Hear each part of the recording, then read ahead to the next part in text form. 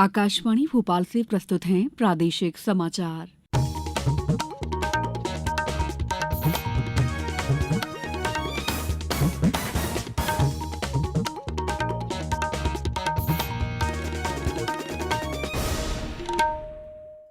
नमस्कार, समाचारों के साथ मैं दीपा सिंह। सबसे पहले मुख्य समाचार। मुख्यमंत्री डॉक्टर मोहन यादव ने कहा, स्वच्छ भारत मिशन ने दुनिया के सबसे बड़े जन आंदोलन को दिया जन्म। अंतर्राष्ट्रीय वृद्धजन दिवस पर प्रदेश में आज कई कार्यक्रमों का आयोजन। प्रदेश में आज से वन्यजीव सप्ताह का होगा शुभारंभ। भोपाल के वन विहार में आयोजित होगा कार्यक्रम। और भारत बांग्लादेश के बीच क्रिकेट टेस्ट मैच का आज 5वां और अंतिम दिन। अब समाचार विस्तार से। मुख्यमंत्री डॉक्टर मोहन यादव ने कहा है कि स्वच्छ भारत मिशन ने स्वच्छता के लिए दुनिया के सबसे बड़े जन आंदोलन को जन्म दिया है। ग्रामीण क्षेत्रों में स्वच्छता के लिए जागरूक करना इस मिशन की एक प्रमुख सफलता रही है। प्रदेश में 70 लाख से अधिक शौचालयों का निर्माण कर संपूर्ण रूप से खुले में शौच से मुक्त घोषित किया जा चुका है। मिशन के दूसरे चरण में प्रत्येक ग्राम की ओडीएफ की स्थिति को निरंतर रखते हुए ठोस और तरल अपशिष्ट का निपटान भी किया जा रहा है।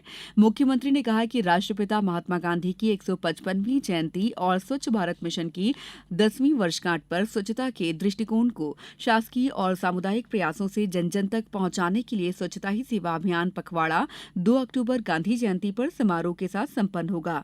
सभी गांवों में 2 अक्टूबर को विशेष ग्राम सभाओं का आयोजन होगा। इसमें स्वच्छता पखवाड़े में हासिल उपलब्धियों से ग्रामवासियों को अवगत कराया जाएगा और स्वच्छता परिसंपत्तियों का शिलान्यास और कचरा वाहनों का लोकार्पण किया जाएगा।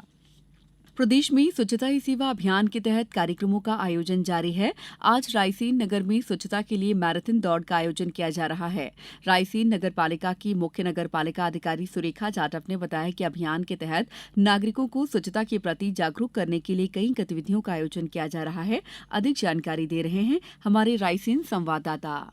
रायसेन नगर में स्वच्छता ही सेवा अभियान के तहत मैराथन दौड़ 1 अक्टूबर 2024 की सुबह 8 बजे सागर भोपाल तिराहे से प्रारंभ होगी, जो नगर के प्रमुख मार्गों पर स्वच्छता के लिए नागरिकों को प्रेरित करेगी। मैराथन दौड़ का समापन गल्ला मंडी के पास किया जाएगा। नगर पालिका सीएमओ सुरेखा जाटव ने बताया कि स्वच्छता ही सेवा अभियान के तहत नागरिकों को स्वच्छता के प्रति जागरूक करने के लिए कई जागरूकता गतिविधियों का आयोजन किया जा रहा है। विनीत माहेश्वरी, आकाशवाणी समाचार, रायसेन। भारतीय प्रशासनिक सेवा के 1989 बैच के अधिकारी अनुराग जैन प्रदेश के नए मुख्य सचिव होंगे। इस पद पर उनका कार्यकाल अगस्त 2025 तक रहेगा। इस संबंध में कल रात आदेश जारी कर दिए गए हैं। कल मुख्य सचिव वीरा राणा का कार्यकाल पूरा हो गया। उनकी जगह वरिष्ठता के आधार पर श्री जैन को इस पद पर अस्थायी रूप से नियुक्त किया गया है। मध्य प्रदेश कैडर के आईएएस अधिकारी अनुराग जैन वर्तमान में केंद्रीय प्रतिनियुक्ति पर सड़क परिवहन और राजमार्ग मंत्रालय में सचिव के पद पर पदस्थ हैं।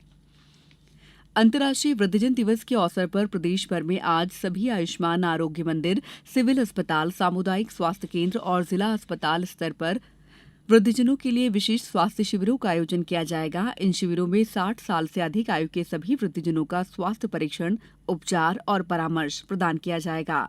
असंचारी रोगों के लिए स्क्रीनिंग और उपचार की सेवाएं भी उपलब्ध रहेंगी। शिविर में आभा कार्ड और पात्र व्यक्तियों के आयुष्मान कार्ड भी बनाए जाएंगे। अंतर्राष्ट्रीय वृद्धजन दिवस हर साल 1 अक्टूबर को मनाया जाता है, जिसका उद्देश्य वृद्धजनों के स्वास्थ्य, कल्याण और अधिकारों के प्रति जागरूकता बढ़ाना है। अंतर्राष्ट्रीय वृद्धजन दिवस पर आगरमालवा जिले में भी आज से गरिमा के साथ वृद्धावस्था, वृद्ध व्यक्तियों के लिए देखभाल और समर्थन प्रणालियों को मजबूत करने का महत्व थीम पर मनाया जाएगा। इस मौके पर वृद्धजन का सम्मान, 100 वर्ष की आयु पूरी कर चुके वृद्धजनों का शतायु सम्मान भी होगा।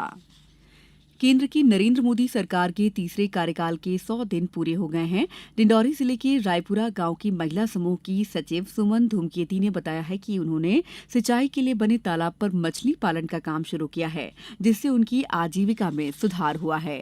मैं शारदा अजीब पशु सहायता समूह की सचिव हूँ और यहाँ दुकान में मछली बेचती हूँ, काटते भी हैं और बेचती भी हैं और तल के भी देते हैं। और पहले हमको दिक्कत जाती है गाँव में बेचने के, हम कहीं इधर उधर भटकते फिरते हैं। अब हम अपने समूह के बचत राशि से दुकान खोले हैं, उस दुकान में ला के इकट्ठा बेचते हैं।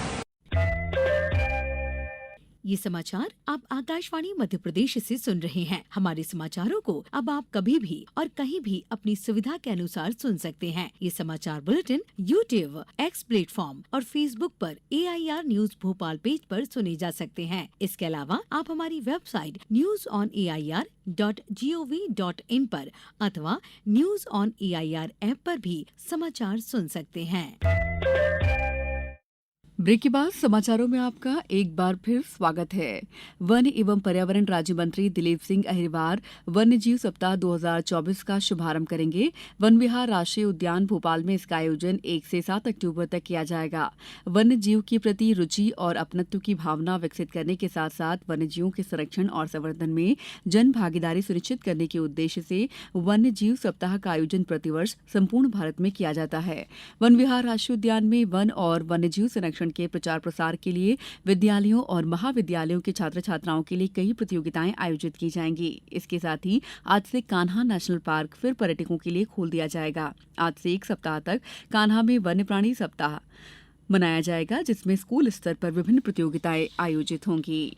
प्रदेश की सभी टाइगर रिजर्व आज से आम लोगों के लिए खुल जाएंगे। पन्ना टाइगर रिजर्व भी आज 1 अक्टूबर से पर्यटकों के लिए खोल दिया जाएगा। पर्यटकों के लिए सफारी 30 जून को बंद हो गई थी। पन्ना टाइगर रिजर्व की फील्ड डायरेक्टर अंजना सुचिता तिर्की ने आकाशवाणी को बताया कि अब 3 माह बाद 1 अक्टूबर को फिर से सफारी शुरू हो जाएगी। मध्य प्रदेश में जितने भी टाइगर रिजर्व हैं, वहाँ जो उनका कोर क्षेत्र है वो 1 अक्टूबर से पर्यटकों के लिए खोला जाएगा। 10 नवंबर तक हमारे पूरे टिकट बुक हो चुके हैं, तो इस बार भी हम लोग अनुमान लगा रहे हैं कि हमारा जो पर्यटन सीजन है वो काफी अच्छा रहेगा। कानपुर में खेले जा रहे क्रिकेट टेस्ट मैच के अंतिम दिन में आज बांग्लादेश अपनी दूसरी पारी में 2 विकेट पर 26 रन से आगे खेलेगा। भारत की ओर से दोनों विकेट अश्विन ने लिए थे। इससे पहले कल चौथे दिन भारत ने 52 रन की बढ़त के साथ 9 विकेट पर 285 रन पर अपनी पहली पारी घोषित की थी। भारतीय टीम ने टेस्ट क्रिकेट के इतिहास में सबसे तेज 50, 100, 150, 200 और 250 रन बनाए। यशस्वी जायसवाल ने 31 गेंदों में अर्धशतक बनाया। ये किसी भारतीय सलामी बल्लेबाज का सबसे तेज अर्धशतक है। केएल राहुल ने 43 गेंदों में 68 रन की शानदार पारी खेली। बांग्लादेश अपनी पहली पारी में 233 रन पर सिमट गई।